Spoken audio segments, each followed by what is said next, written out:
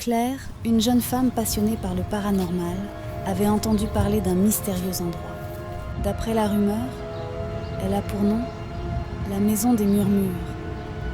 Il s'agit d'une demeure abandonnée qui se trouve au bout d'une route forestière et qui avait englouti de nombreux intrépides d'après ce qu'il se dit. Les villageois du coin racontent que des voix hantées y résonnent chaque nuit, en particulier après minuit.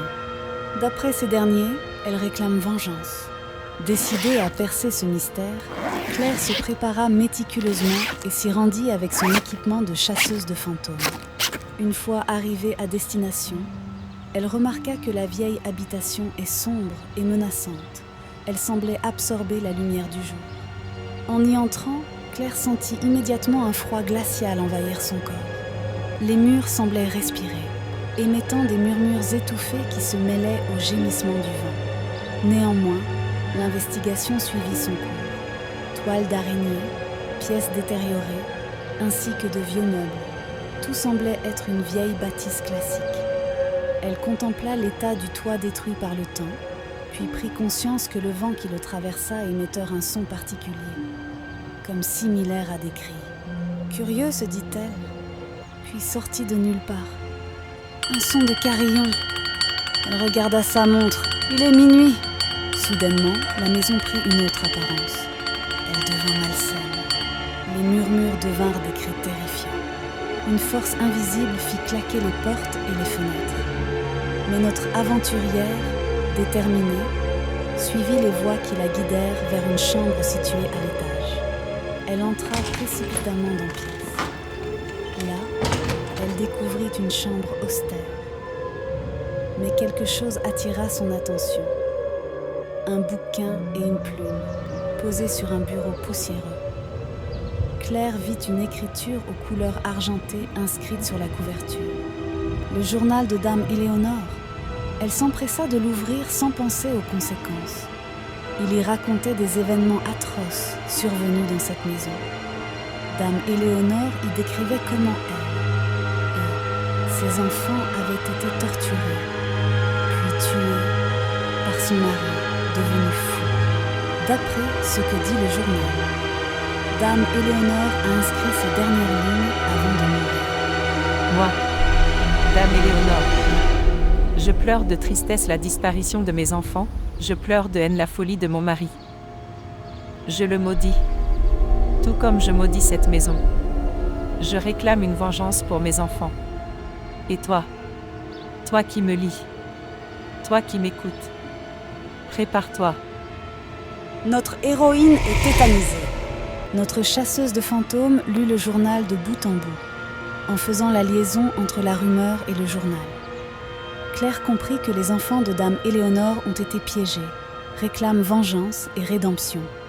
Quand soudain, elle sentit une présence glacée juste derrière elle. En se retournant, elle vit des silhouettes d'enfants, déformés par la douleur, leurs yeux vides, la fixant avec une intensité insupportable. Leur peau était pâle, marquée par des blessures profondes. Ils murmuraient des mots incompréhensibles, mais leur douleur était palpable. Subitement, Claire sentit des mains glaciales saisir ses chevilles et la tirer vers le sol. Elle hurla, se débattant désespérément, mais la force mystérieuse qui l'entraîna était trop puissante. Elle fut traînée jusqu'à la cave, où l'odeur de pourriture présente était insupportable. Les murs suintaient un liquide noir et épais, et des visages torturés apparaissaient dans la pierre, hurlant silencieusement.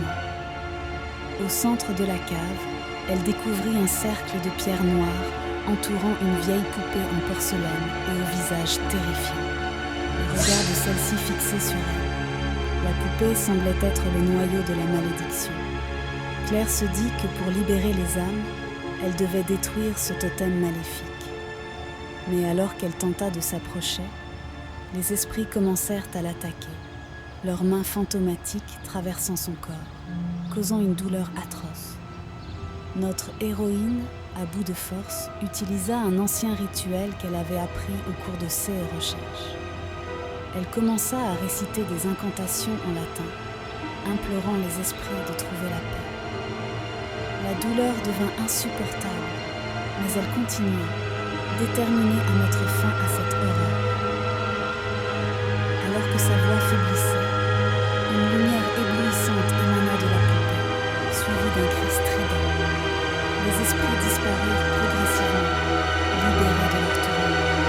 La maison, autrefois remplie de ténèbres, retrouva un calme sinistre. Claire, épuisée et marquée par l'expérience, sortit de la cave.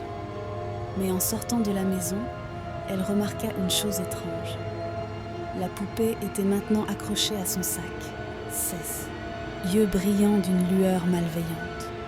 Claire réalisa avec horreur qu'elle avait peut-être libéré les esprits de la maison, mais qu'elle avait aussi ramené une partie de la malédiction avec elle. D'après toi, quelle malédiction Claire devra-t-elle assumer ? Dis-le moi en commentaire. Ça sera une idée ou un élément pour la prochaine vidéo peut-être.